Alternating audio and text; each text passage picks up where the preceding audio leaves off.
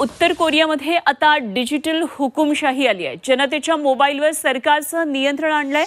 दर 5 मिनिटांनी स्क्रीनशॉट घेतला जातोय आणि हुकुमशाह किम जोंग उन यांची ही नवीन करामत आहे।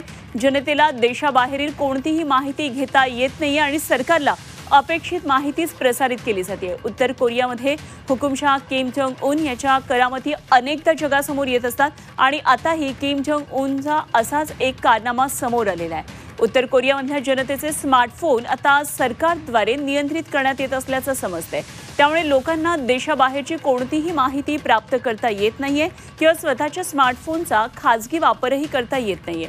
उत्तर कोरियामध्ये स्मार्टफोनमध्ये अँड्रॉइडचे बदल केलेलं व्हर्जन वापरलं जात असल्याचं कळतंय आणि त्याद्वारे फक्त स्थानिक इंटरनेटच फोनला जोडलं जाऊ शकतं। या इंटरनेटच्या माध्यमातून उत्तर कोरियाच्या सरकारला जी माहिती दाखवायची आहे तेवढीच वापरकर्त्याला पुरवली जाते आणि एवढंच नाही तर एखाद्याला फोनवर काही संदेश टाईप करायचा असेल तर सरकारला जी भाषा अपेक्षित आहे ती आपोआप उमटली जाते। America. I was going to say that is.